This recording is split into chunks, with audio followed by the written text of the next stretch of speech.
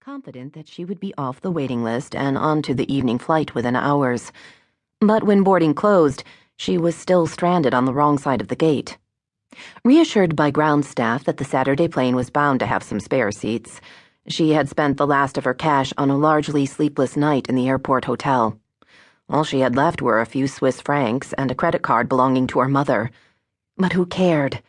She would have a seat on the Saturday flight to Buenos Aires. That was all that mattered.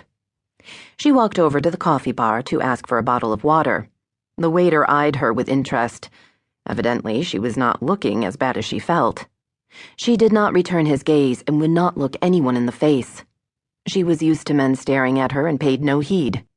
But she was frightened that someone might recognize her. Silly, of course. Nobody here knew her from Adam. Even so, she was on the run, although she was not quite sure what she was running from. Returning to her seat, she glanced up at the departure screen, anxious that she'd missed the boarding announcement, then took a sip from her water bottle. She was apprehensive at the thought of spending 12 long hours on a plane and fearful at the prospect that her father might suddenly appear. It was thoroughly unlikely, of course. No, it was impossible. There was no way he could tell which European airport she had chosen to await a connection to Buenos Aires. She might be anywhere. London, Madrid, Amsterdam. Anyway, he would not be able to leave Berlin. It was the year of the great move. For months he had been working 12 to 14 hours a day, fine-tuning the security strategy for ministries transferring from Bonn.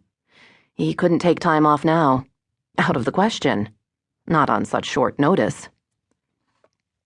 Was there any way of finding out who was taking which plane and where? No doubt the police could do that, but they would have to put out a warrant first. And presumably they could only do that if she had broken the law. But she had not done anything wrong. She was 19 and a full-fledged adult. Nobody had the right to make the police search for her, not even her parents. Or did they? She kept an anxious watch for anything resembling a uniform. But nobody bothered her. The people around her were busy with their own affairs, bored and leafing through magazines, or whiling away the time in duty-free shops. Here and there a businessman tapped away at a laptop or fiddled with a mobile phone. Giulietta closed her eyes and took a slow, deep breath. The water made her feel better.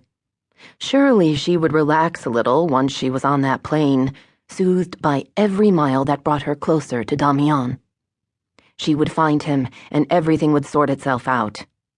There was bound to be an explanation for his behavior. An elderly couple ambled past, conversing in Spanish. Giulietta did not understand the words, but that intonation, that sing-song, was like a sword of ice. The woman's voice had caught her off guard. She sounded exactly like Nieves, Damián's dance partner. In the chaos of the last few days since the performance, Giulietta had forgotten all about her. Nieves. Snowfall. What a beautiful name for someone she hated. Had Nieves stayed in Berlin after all? Was she somehow the key to this riddle? 40 minutes until boarding. She would reach Buenos Aires at 11 tomorrow morning, local time.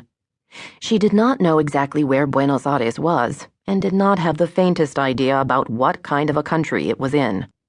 But she didn't really care. She would have flown to Tokyo or Dakar. Damián was in Buenos Aires. Everything else was irrelevant. She would take a taxi from the airport into town and ask the driver to drop her at the nearest Tango joint. There she would ask everyone on the dance floor how to find Damián. He was one of the best-known dancers in the city, a star. Somebody was bound to know where he lived. At least that was how things worked in the ballet community. Everyone knew everyone else. The world of ballet was small, and the world of tango must be similar. Then she would find the street, the building, walk up the stairs to his apartment, ring the bell, and he would open the door. Maybe not. Perhaps he would be out. Who knows? He might have an appointment or a rehearsal somewhere. In that case, she would wait outside his door, or on the stairs, sit there and not budge, listening for every sound rising toward her. She would be wearing his favorite perfume, and the scent would waft down to greet him. Before he caught sight of her, He would realize that she was waiting for him, that she had traveled halfway round the globe to be folded in his arms. Whatever had happened in Berlin, because everything that had gone before that was so much more